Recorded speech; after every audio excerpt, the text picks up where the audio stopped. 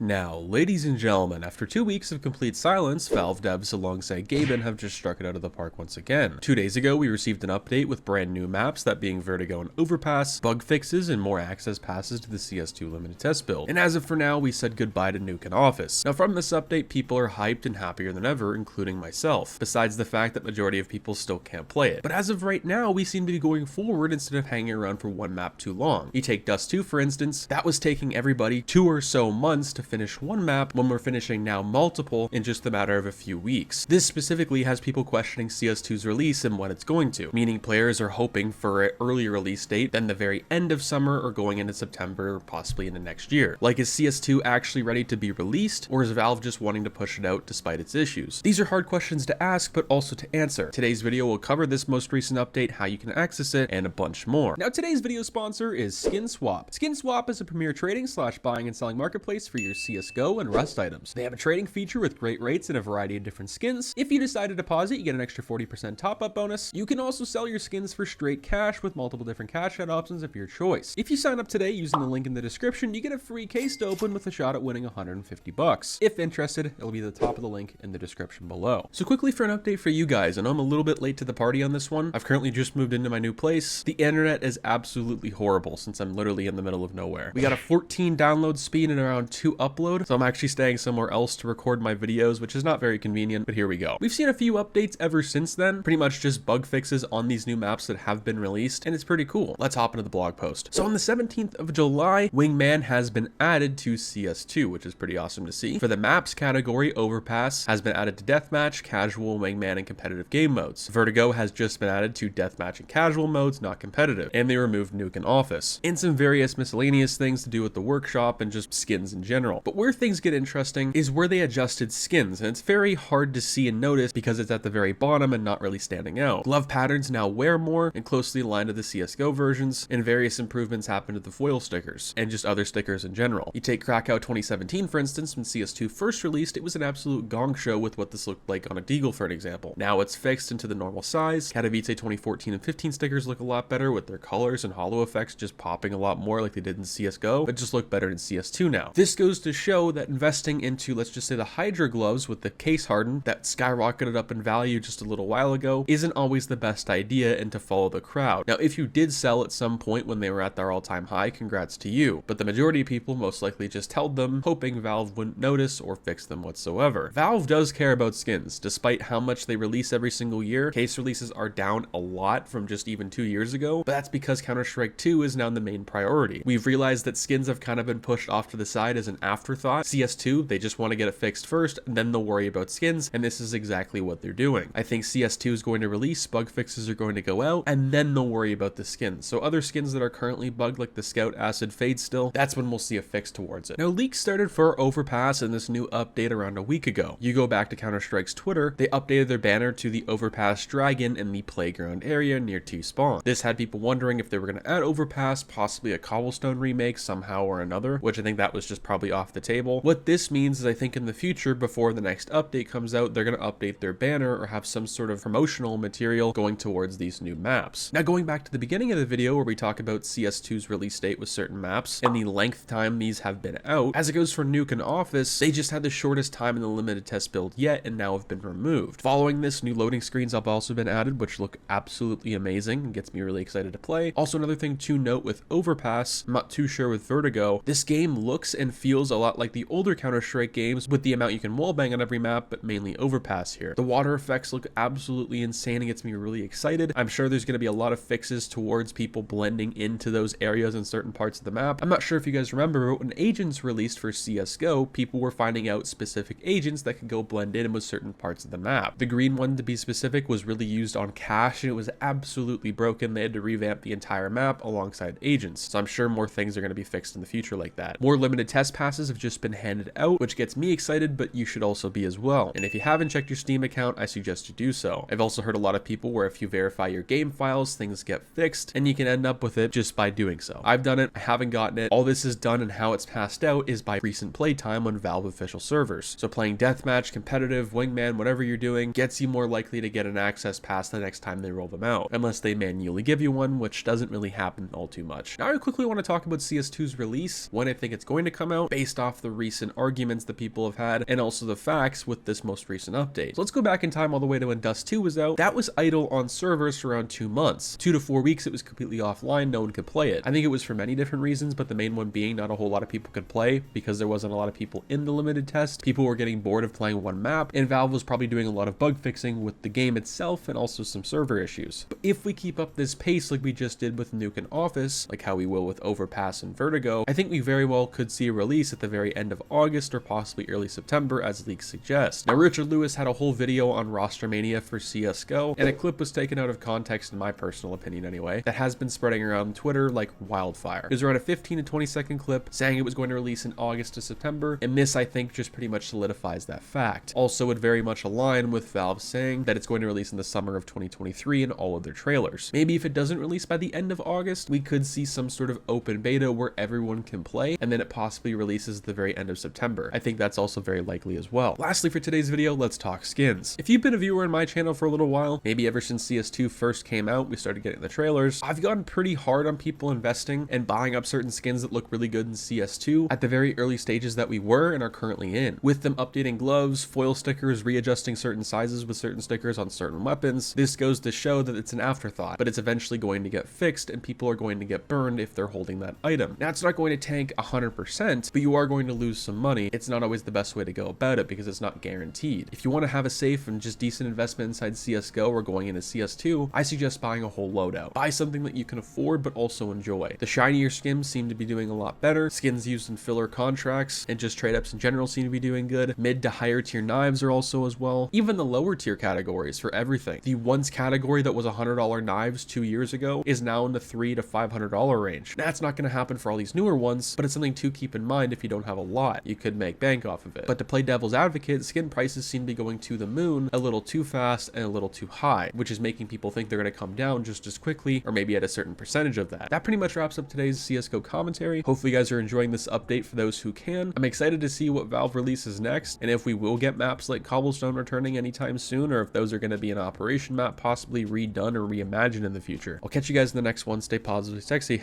I'm out, guys. Peace.